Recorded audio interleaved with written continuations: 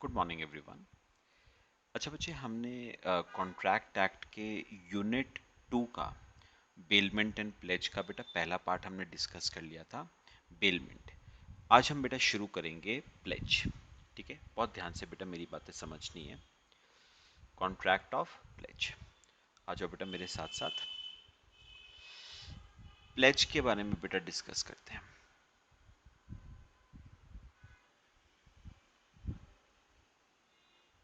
Pledge बेटा, पहले ना एक बात जरा समझो कि ये जो प्लेज होता है ना, pledge is a type of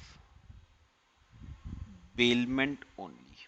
बेटा, प्लेज का जो कॉन्ट्रैक्ट है वो एक एग्जाम्पल है बेटा बेलमेंट के कॉन्ट्रैक्ट का।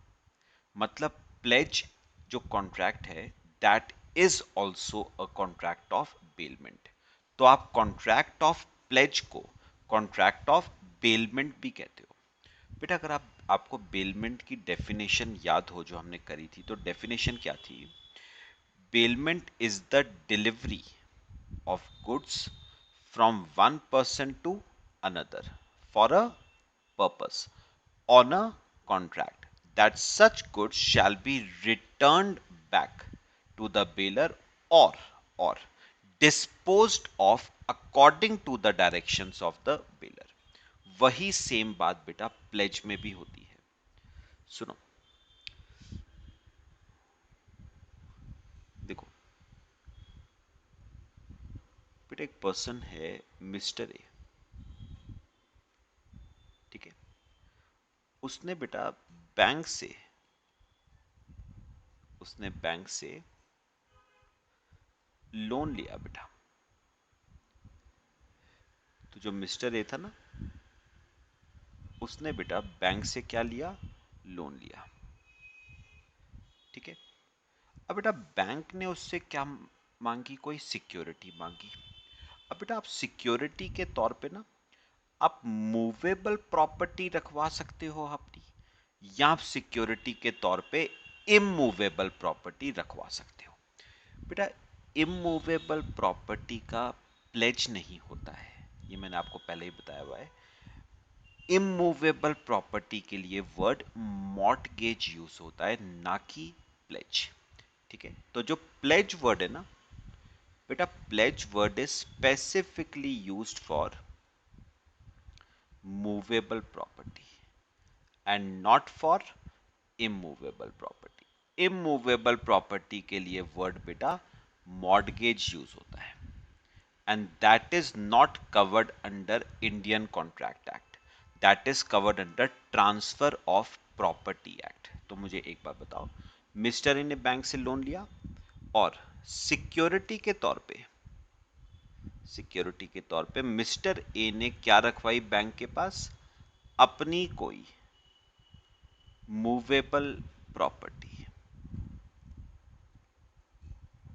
सिक्योरिटी के तौर पे अपनी कोई क्या रखवाई? Movable property. तो बेटा अगर आप बेलमेंट की डेफिनेशन को सेटिस्फाई करना चाहोगे ना, तो देखो एक बार चेक करो। बेटा बेलमेंट की डेफिनेशन क्या थी? Delivery of goods from one person to another. तो मुझे एक बार बताओ, पहला पॉइंट था delivery of goods from one person to another. Delivery of goods from one person to another, तो मुझे बताओ डिलीवरी हो रही है या नहीं? बिल्कुल बेटा, मिस्टर ए अपने गुड्स डिलीवर कर रहा है, किसको? बैंक को डिलीवर कर रहा है। डिलीवरी मतलब ट्रांसफर ऑफ पोजेशन। डिलीवरी हो रही है गुड्स की from one person to another, from A to bank. ठीक है, अच्छा जो डिलीवरी होती है ये होती है फॉर अ पर्पस। डिलीवरी होती है फॉर अ पर्पस। तो मुझे बताओ, आपने बैंक के पास जो ये सिक्योरिटी रखवाई बेटा, इस सिक्योरिटी को रखवाने का बेटा पर्पस क्या है? पर्पस है बेटा इट ये जो आपने मूवेबल प्रॉपर्टी रखवाई है बैंक के पास, इसको रखवाने का पर्पस क्या है? It is a security. It is a security. किस बात की सिक्योरिटी है बेटा ये? For payment of debt. ये सिक्योरिटी है फॉर पेमेंट ऑफ डेट और परफॉर्मेंस ऑफ प्रॉमिस। तो ये सिक्योरिटी है फॉर पेमेंट ऑफ डेट और परफॉर्मेंस ऑफ प्रॉमिस। ठीक है, तो याद रखना, प्लेज में भी गुड्स की डिलीवरी होती है from one person to another. Pledge में भी पोजेशन का ट्रांसफर होता है from one person to another, just as is the case with bailment. अच्छा, बेलमेंट की तरह ही प्लेज में भी पोजेशन का ट्रांसफर फॉर अ पर्पस होता है। और बेटा प्लेज में पर्पस क्या है? it is it is a security for payment of debt और परफॉर्मेंस ऑफ प्रॉमिस। तो ये बेसिकली एक सिक्योरिटी है जो आपने बैंक के पास रखवाई है, ठीक है, फॉर पेमेंट ऑफ डेट और परफॉर्मेंस ऑफ प्रॉमिस। अब बेटा एक बात याद रखना, ये जो आप सिक्योरिटी रखवाते हो ना बैंक के पास फॉर अ पर्पस, बेटा बैंक बैंक को ये सिक्योरिटी क्या करनी पड़ती है? रिटर्न करनी पड़ती है। शर्त होती है, क्या शर्त होती है? This security must be returned. This security must be returned और disposed of. This security must be returned or disposed of as per the directions of Mr. A. तो बेटा देखा जाए ना, तो प्लेज का जो कॉन्ट्रैक्ट है वो भी एक तरीके से बेलमेंट का कॉन्ट्रैक्ट है। जैसे बेलमेंट में गुड्स की डिलीवरी होती है from one person to another, वैसे ही प्लेज में भी गुड्स के ट्रांसफर होता है, ट्रांसफर ऑफ पोजेशन होता है from one person to another.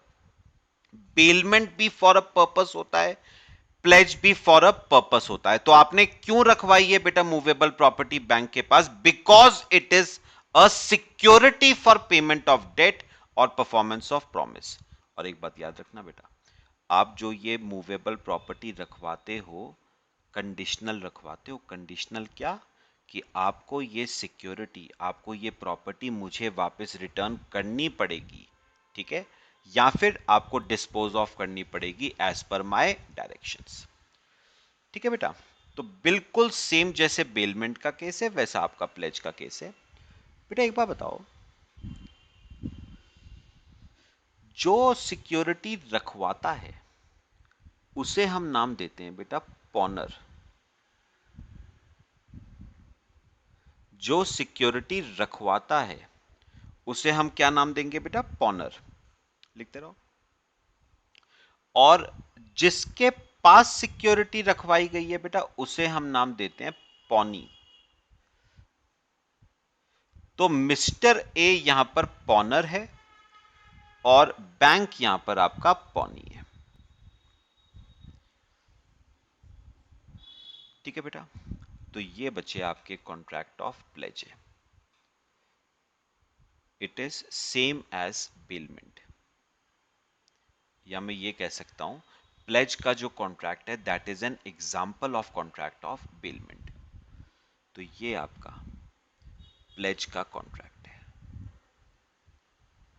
दोनों में गुड्स की डिलीवरी होती है, दोनों में गुड्स का पोजेशन ट्रांसफर होता है। ट्रांसफर हमेशा फॉर अ पर्पस होता है, दोनों में कंडीशनल होता है कि आपको वो गुड्स रिटर्न करने पड़ेंगे at the completion of the specified period. लो बच्चे, कॉपी करो यहां तक, फिर बेटा थोड़ी थोड़ी रीडिंग करना शुरू करेंगे। कॉपी कर लो बेटे।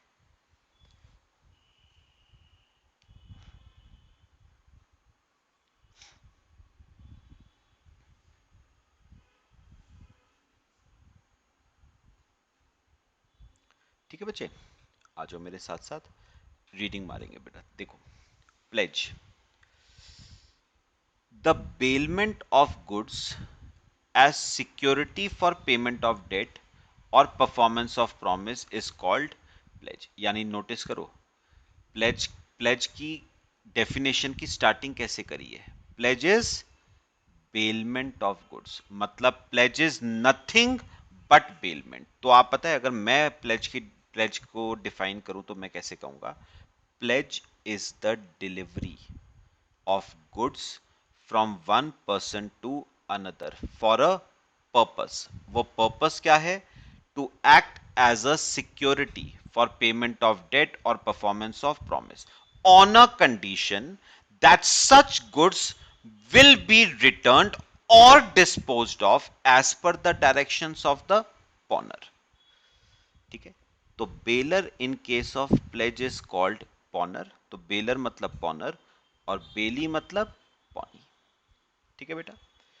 अच्छा, essentials of a valid contract of pledge. तो बेटा याद रखना, जो जो essential elements contract of bailment के थे, वही सारे essential elements contract of pledge के भी होंगे। मतलब सबसे पहली बात, कॉन्ट्रैक्ट का होना जरूरी है। अब वो कॉन्ट्रैक्ट एक्सप्रेस हो या इंप्लाइड हो। बेटा गुड्स का होना जरूरी है, और आपको अच्छी तरह पता है गुड्स में बेटा सिर्फ मूवेबल प्रॉपर्टी आती है। वैसे भी मैं आपको बता चुका हूं, प्लेज हमेशा बेटा मूवेबल प्रॉपर्टी का होता है, इमूवेबल प्रॉपर्टी का मॉर्टगेज होता है। And that is not covered under Indian contract act, that is covered under transfer of property act. फिर delivery, there must be delivery of goods by one person to another. क्या मतलब होता है delivery का? Transfer of possession. Purpose of delivery बताओगे बेटा? Delivery का purpose क्या होता है? To act as a security for payment of debt और परफॉर्मेंस ऑफ प्रॉमिस। और एक बात याद रखना बेटा, डिलीवरी जो होती है वो कंडीशनल होती है। डिलीवरी क्या होती है बेटा? कंडीशनल। कंडीशन क्या होती है? कि आपको वो गुड्स रिटर्न करने पड़ेंगे या आपको वो गुड्स डिस्पोज ऑफ करने पड़ेंगे according to the directions of the pawnor, when the purpose is accomplished। तो बेटा जो जो कॉन्ट्रैक्ट ऑफ बेलमेंट के असेंशियल एलिमेंट्स थे, वही सारे बेटा कॉन्ट्रैक्ट ऑफ प्लेज के असेंशियल एलिमेंट्स हैं। ठीक है, हो गया बेटा? यहां तक करें आगे? चलो, अब एक काम करो, इस पे हम बाद में आते हैं। पहले मैं आपको ना जरा 2 मिनट, वही बात बेटा फिर से आ जाती है, rights of pony and duties of pony, rights of पॉनर and duties of पॉनर। ठीक है, तो अगला जो डिस्कशन हमें करना है वो क्या है बेटे? वैसे सिंपल है, अगला डिस्कशन हमें करना है rights and duties of पॉनर and pony. बेटा ऑलमोस्ट 80-90% पॉइंट्स बेटा वही हैं जो बेलमेंट के थे। जो बेलर के राइट्स एंड ड्यूटीज हैं, जो बेलर के राइट्स एंड ड्यूटीज हैं, बिल्कुल सेम है बेटा। कहीं कहीं जगह पे बस थोड़ा थोड़ा चेंज है। तो बेटा इस टॉपिक में हमें दो चीजें पढ़नी है ना, एक तो हमें पढ़ने हैं राइट्स और एक हमें पढ़नी है ड्यूटीज। अच्छा, आपको राइट्स भी किस किस के पढ़ने बचे? पॉनर और पॉनी के। ठीक है, और आपको ड्यूटीज भी किसकी पढ़नी है? पॉनर और पॉनी की। ड्यूटीज भी आपको पढ़नी है पॉनर और पॉनी की। ठीक है बच्चे, करना शुरू करें? चलो आ जाओ मेरे साथ साथ। देखो बेटा, सबसे पहले हम पढ़ रहे हैं राइट्स ऑफ पॉनी। पॉनी मतलब बेटा बेली, बैंक। अब सुनो, पहला राइट क्या है? To retain the pledged goods, that is right of lien. करा था ना हमने कल, पर्टिकुलर लियन, जनरल लियन। आ जाओ बेटा, the pawnee has the right to retain the goods pledged with him until he is paid. Money due under the pledge interest on debt not paid and necessary expenses for preservation of goods. अब मेरी बात सुनो बेटा, जो पौनी है ना, वो goods को अपने पास रिटेन कर सकता है बेटा। मतलब वो राइट ऑफ लियन एक्सरसाइज कर सकता है। कब तक बेटा?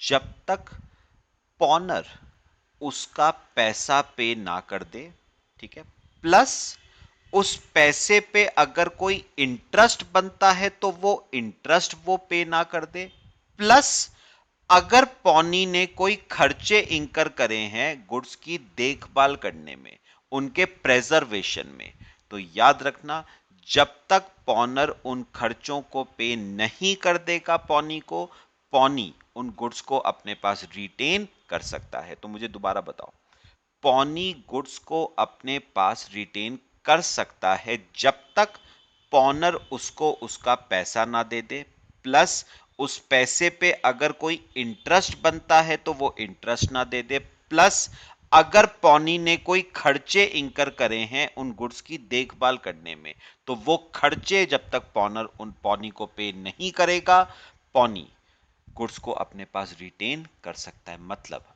राइट ऑफ जनरल लियन वो क्या कर सकता है बेटा? एक्सरसाइज। याद करो, बैंक के पास जनरल लियन एक्सरसाइज करने का राइट अवेलेबल होता है। ठीक है, अच्छा फिर आगे, the pawnee shall not retain the goods pledged for any debt और perform promise other than the debt or promise for which they are pledged, but such contract shall be presumed in regard to subsequent advances made by the pawnee।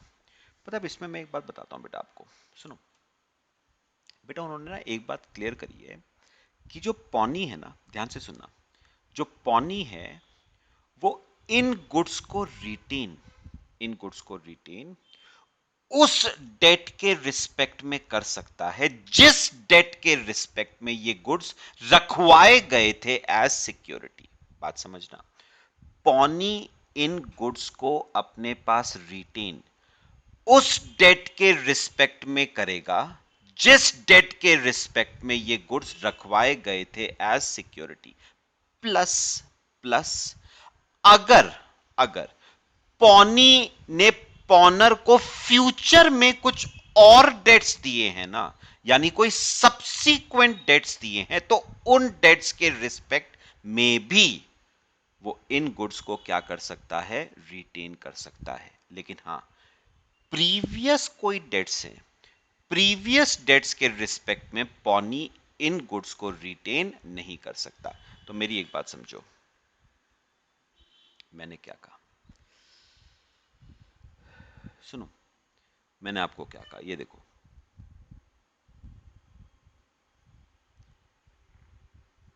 बेटा, मैंने कहा कि bank ने ना मुझे loan यहां पर दिया, यहां पर मुझे लोन दिया, और मैंने बैंक के पास बेटा एज अ सिक्योरिटी अपनी क्या रखवा दी? Movable property.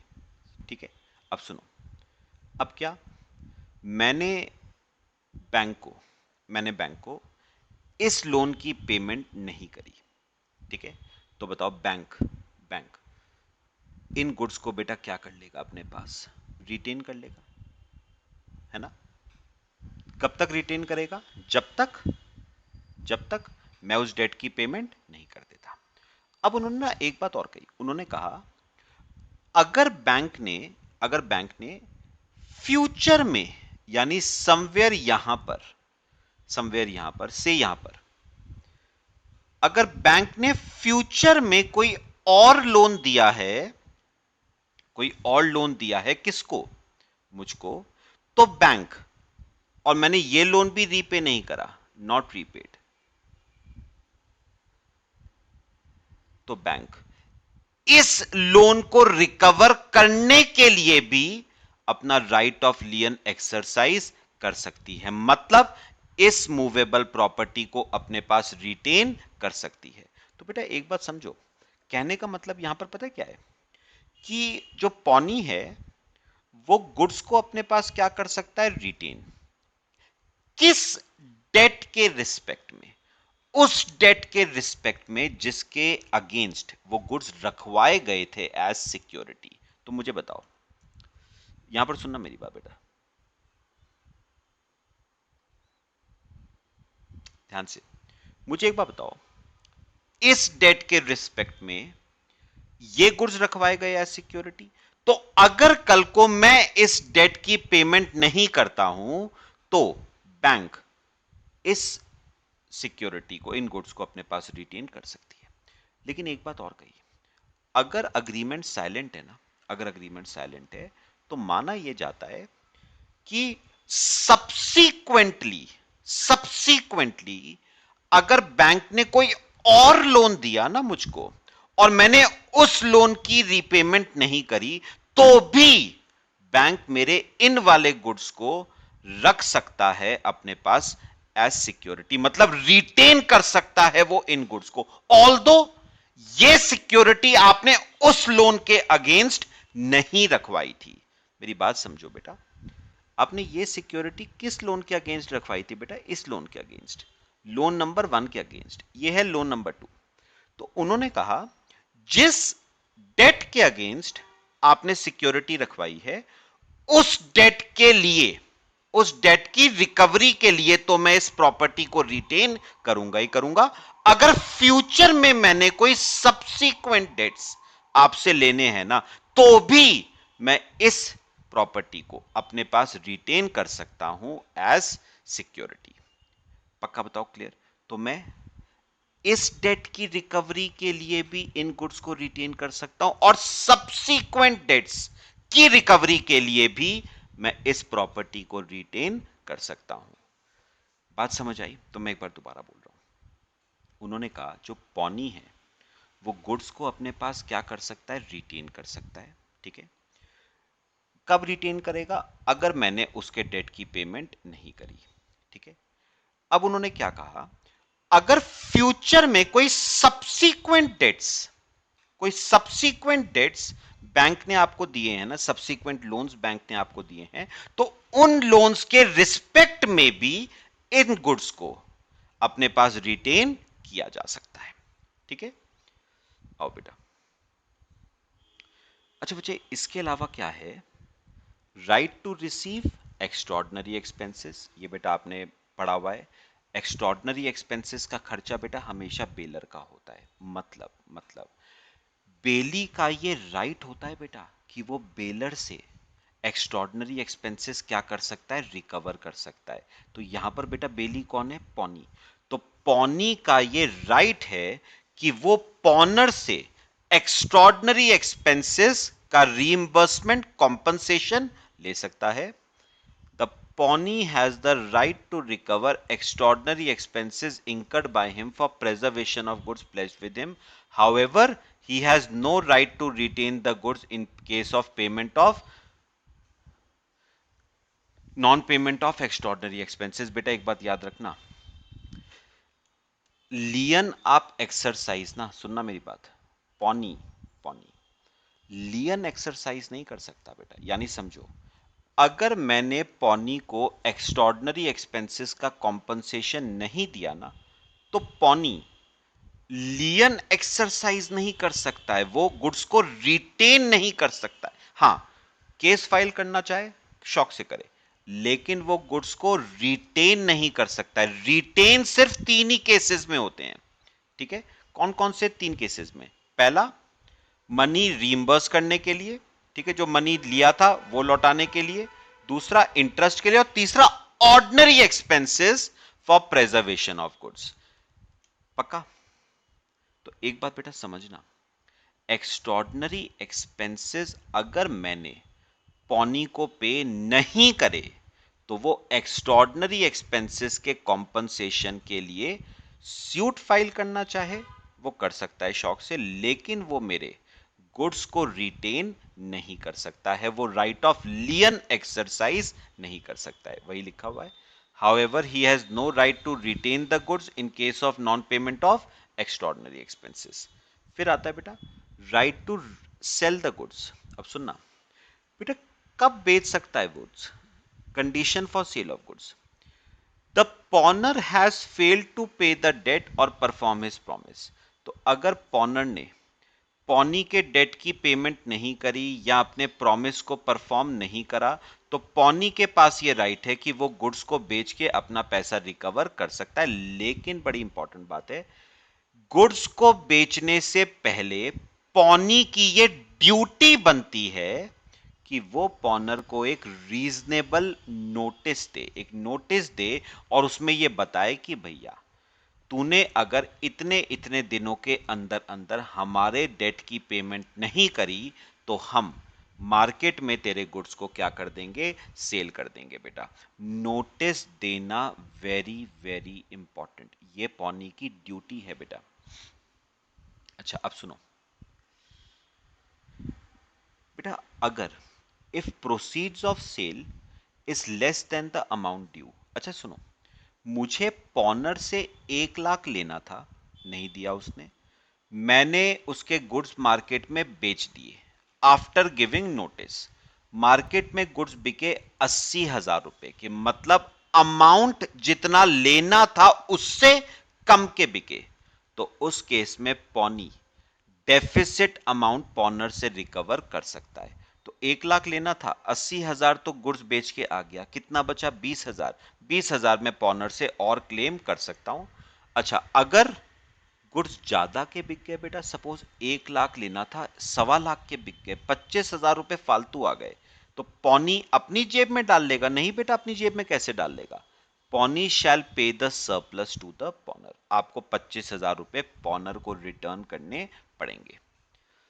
फिर right to sue the pawnor. If the pawnor fails to pay the debt और perform his promise, pawnee has the right to sue the pawnor. Pawnee के पास ये राइट है कि वो पॉनर को स्यू कर सकता है बेटा। ठीक है, समझ आ रहे हैं सबको? अच्छा पहले बेटा ये पढ़ लेते हैं, ड्यूटीज ऑफ पॉनी। अभी हमने राइट्स ऑफ पॉनी पढ़े ना, अब ड्यूटीज ऑफ पॉनी पहले पढ़ लेते हैं बेटा। देखो, duties of pawnee, not to use the goods.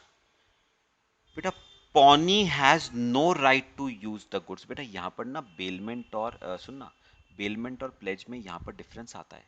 Bailment में बेली के पास गुड्स को यूज करने का राइट होता है, लेकिन हाँ उसी पर्पस के लिए यूज कर सकता है जिस पर्पस के लिए वो गुड्स दिए गए हैं। लेकिन प्लेज में पॉनी के पास बेटा यूज करने का राइट नहीं होता अनटिल और unless he has been authorized by the pawnor. अच्छा return the goods, the pawnee must return the goods if pawnor pays the debt और परफॉर्म्स हिज प्रॉमिस। याद रखना, अगर पॉनर ने अपना पैसा, आपका पैसा आपको पे कर दिया है या अपने प्रॉमिस को परफॉर्म कर दिया है, तो यह आपकी ड्यूटी बनती है कि उसके गुड्स उसको वापस रिटर्न करो।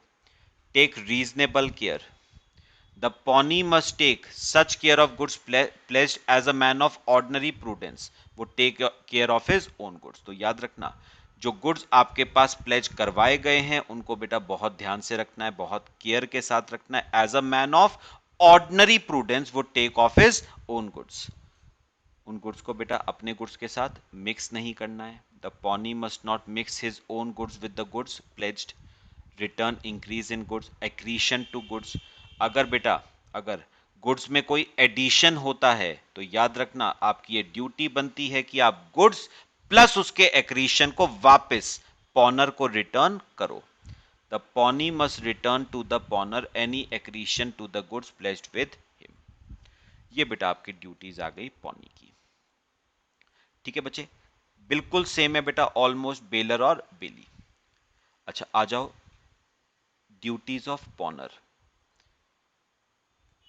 देखो बेटा पॉनर की क्या ड्यूटीज है, पे द डेट। तो सबसे पहली ड्यूटी तो यही है, pawnor is liable to pay the debt और perform his promise as the case में be. Pay deficit on sale, अभी मैंने क्या बताया था, अगर पॉनर ने डेट की पेमेंट नहीं करी या अपने प्रॉमिस को परफॉर्म नहीं करा तो पॉनी उसके गुड्स को बेच सकता है after giving notice of sale. ठीक है, अच्छा अगर गुड्स मार्केट में बिके अमाउंट ड्यू से कम के, मतलब मैंने पॉनर से 1 लाख लेना था, उसने नहीं दिया, मैंने उसके गुड्स को मार्केट में बेचा, आफ्टर गिविंग हिम नोटिस।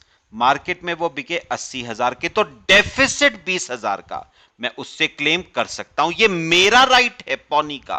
पॉनर की क्या बनती है बेटा? ड्यूटी बनती है। अच्छा, और क्या है पॉनर की duty? Pay extraordinary expenses. The pawnor is liable to pay to the pawnee extraordinary expenses incurred by the pawnee for preservation of goods. Disclose fault in goods. The pawner is liable to disclose all faults which may put the pawnee to extraordinary risk। ये फर्ज बनता है बेटा पॉनर का कि अगर goods में कोई फॉल्ट है तो वो उन फॉल्ट के बारे में पॉनी को जो इंफॉर्मेशन दे सकता है वो सब प्रोवाइड करे। Indemnify the pawnee if losses cause to the pawnee due to defective pawnor's title. बिल्कुल सेम है। अगर बेटा पॉनर ने गुड्स प्लेज करे, ठीक है बेटा, वैसे एक रूल मैं आगे बताऊंगा आपको। प्लेज हमेशा बेटा ओनर ही कर सकता है। प्लेज करने का राइट सिर्फ किसके पास होता है? ओनर के पास, या जिसको ओनर ने ऑथराइज किया हो, जैसे एजेंट। तो प्लेज करने का राइट या तो ओनर के पास है या उसके एजेंट के पास है। अब सुनो, एक पर्सन था, उसने गुड्स प्लेज करे, उसके पास गुड्स को प्लेज करने का राइट नहीं था, मतलब he was not the owner of those goods. Owner नहीं था, उसके बावजूद उसने गुड्स अपने क्या करे? पॉनी के पास प्लेज। इसकी वजह से पॉनी को हुआ बेटा नुकसान, क्योंकि उसे गुड्स किसको रिटर्न करने पड़े? ट्रू ओनर को रिटर्न करने पड़े। तो उस केस में पॉनर की ये ड्यूटी बनती है कि वो पॉनी को उस नुकसान का कॉम्पनसेशन पे करे। मेरे ख्याल से बच्चे क्लियर हो रही हैं पॉइंट्स? ठीक है, ये आ गई ड्यूटीज ऑफ पॉनर। अच्छा, फिर आते हैं बेटा राइट्स ऑफ पॉनर। देखो, राइट्स ऑफ पॉनर पहला है, पहले रीडिंग मार लेते फिर समझाऊंगा बेटा। Right to redeem the goods pledged. Right of the pawnor to redeem the goods. क्या मतलब है? सुनो, पहले ना एक काम करो, अगले पेज पे आओ। मीनिंग ऑफ रिडेम्पशन देखो पहले। मीनिंग ऑफ रिडेम्पशन, रिडीम करने का क्या मतलब हुआ? Right to recover back the goods by making payment of the debt और परफॉर्मेंस ऑफ द प्रॉमिस। तो बेटा पॉनर का क्या राइट है? कि वो गुड्स को वापस ले सकता है, but after making payment of debt और परफॉर्मिंग हिज प्रॉमिस। मतलब पॉनर का ये राइट है कि वो डेट की पेमेंट करे, अपने प्रॉमिस को परफॉर्म करे और अपने गुड्स को वापस ले सकता है बेटा। अब आओ, if time is stipulated for the payment of debt or performance of the promise for which pledge is made, and the pawner makes default in payment of the debt or performance of the promise at stipulated time, he may redeem the goods pledged at any subsequent time before the actual sale of them, but he must in that case pay any expenses which have arisen from his default। मैं आपको समझा देता हूं बेटा। Suppose सुनो सुनो, suppose हुआ क्या? मैंने बैंक से बेटा लोन लिया 1 लाख रुपए का, ठीक है, 1 साल के लिए। 1 साल का लोन है। बैंक के पास मैंने अपने कुछ गुड्स बेटा क्या कर दिए? प्लेज कर दिए। अब बेटा हुआ क्या? 1 साल खत्म हो गया, 1 साल का पीरियड खत्म हो गया, मैंने बैंक को लोन की रीपेमेंट नहीं करी, ठीक है। मैं अब ये जानना चाहता हूं बेटा, क्या मैं अपने प्लेज्ड गुड्स वापस ले सकता हूं after expiry of the stipulated period? क्या था स्टिपुलेटेड पीरियड बेटा? 1 साल। 1 साल का पीरियड खत्म हो चुका है, मैंने डेट की रीपेमेंट नहीं करी है। क्या मैं 1 साल के बाद अपने गुड्स को वापस ले सकता हूं? बिल्कुल ले सकते हो, ये आपका राइट है। बट कुछ शर्तें हैं। क्या शर्तें हैं? पहली शर्त, आपको पैसे की पेमेंट तो करनी पड़ेगी ना बेटा। बिना डेट रीपे करे आपको आपका पैसा वापस नहीं मिलेगा, आपको आपके गुड्स वापस नहीं मिलेंगे। तो पहले बैंक का 1 लाख रुपए चुकाओ, फिर आप अपने गुड्स को वापस ले सकते हो। ये पहली शर्त है, पैसा चुकाना पड़ेगा। दूसरी शर्त क्या है? बैंक ने उन गुड्स को मार्केट में अभी तक बेचा ना हो। अगर बैंक ने उन गुड्स को मार्केट में बेच दिया है, आप चाह के भी बेटा गुड्स को रिकवर नहीं कर पाओगे। और तीसरी शर्त क्या है? गुड्स रिकवर करने से पहले आपको बैंक के सारे एक्स्ट्रॉर्डनरी एक्सपेंसेस जो बैंक ने इंकर करे हैं फॉर प्रेजर्वेशन ऑफ गुड्स वो आपको रीइंबर्स करने पड़ेंगे। तो 3 शर्तें हैं अगर आप गुड्स को रिकवर करना चाहते हो after expiry of stipulated period. कौन कौन सी 3? पहले, डेट की पेमेंट करो, डेट रीपे करो पहले। दूसरा, गुड्स मार्केट में बिके नहीं होने चाहिए। तीसरा, बैंक ने अगर कोई एक्स्ट्रॉर्डनरी एक्सपेंसेस इंकर करे हैं फॉर प्रेजर्वेशन ऑफ गुड्स तो वो एक्स्ट्रॉर्डनरी एक्सपेंसेस आपको बैंक को रीइंबर्स करने पड़ेंगे। अगर ये तीनों शर्तें सेटिस्फाई हो जाती हैं तो आप अपने गुड्स को रिकवर कर सकते हो even after the expiry of stipulated period. ठीक है बेटा, अगला, enforce pawnee's duties. The pawner has the right to enforce the duties of the pawnee if pawnee fails to fulfill his duties. ठीक है, अगर पॉनी अपनी ड्यूटीज को पूरा नहीं कर रहा है तो पॉनर चाहे तो पॉनी के खिलाफ लीगल एक्शन ले सकता है और उससे उसकी ड्यूटीज परफॉर्म करवा सकता है। ठीक है, रिसीव इंक्रीज इन गुड्स, बेटा ये पॉनी का ड्यूटी थी ना तो पॉनर का राइट बन जाता है। अगर गुड्स में ड्यूरिंग द पीरियड कोई एक्रीशन हुआ है या एडिशन हुआ है तो पॉनी की ये ड्यूटी बनती है कि वो गुड्स प्लस उसके एक्रीशन को हैंड ओवर करे किसको? पॉनर को। और यही पॉनर का क्या बन जाता है बेटा? राइट बन जाता है। लास्ट देखना ध्यान से, right to receive notice of sale. बेटा एक बात याद रख लेना, मैंने आपको पहले भी कहा था अगर पॉनर ने पॉनी के डेट की रीपेमेंट नहीं करी तो बेटा पॉनी चाहे तो उसके गुड्स की मार्केट में सेल कर सकता है, लेकिन सेल करने से पहले उसे एक नोटिस पॉनर को देना पड़ेगा और उसे बताना पड़ेगा कि भैया मैं तेरे को इतने इतने दिन का समय देता हूं, अगर तूने इतने समय के अंदर मेरे लोन की रीपेमेंट नहीं करी मैं मार्केट में तेरे गुड्स को क्या कर दूंगा? सेल कर दूंगा। तो notice of sale, notice of sale receive करना पॉनर का क्या है? राइट। अब सुनना बेटा, अगर बाय चांस पॉनी ने नोटिस पॉनर को नहीं दिया और बिना नोटिस के उसने गुड्स बेच दिए मार्केट में और बेचने पे नुकसान हो गया, बेटा उस नुकसान की भरपाई पॉनी को अपनी जेब से पॉनर को करनी पड़ेगी। तो अगर पॉनी लॉस के लिए लायबल नहीं बनना चाहता है तो बेटर है कि आप सेल का नोटिस किसको दो बेटा? पॉनर को दो। ठीक है, तो देखो क्या लिखा हुआ है, in case of default by the pawnor to pay the debt और perform his promise pawnee has the right to sell the goods after giving reasonable notice to the pawnor. ये सुनना, if the pawnee fails to give notice मतलब उसने notice नहीं दिया तो उस case में pawnor has the right to recover the loss incurred by him. सुनो, पॉनी ने नोटिस दिए बिना गुड्स मार्केट में बेच दिए, गुड्स को बेचने पे हो गया लॉस, बेटा पॉनर ये लॉस पॉनी से रिकवर कर सकता है। क्यों? क्योंकि पॉनी ने ये गुड्स बेचे थे उसको नोटिस दिए बगैर। तो ये आपके हो गए बेटा rights and duties of पॉनर and pony. ठीक है बच्चे, क्लियर हुआ? चलो बाकी इसमें ना बेटा मैं नेक्स्ट क्लास में डिस्कस करता हूं आपसे। ठीक है, टिल देन थैंक यू।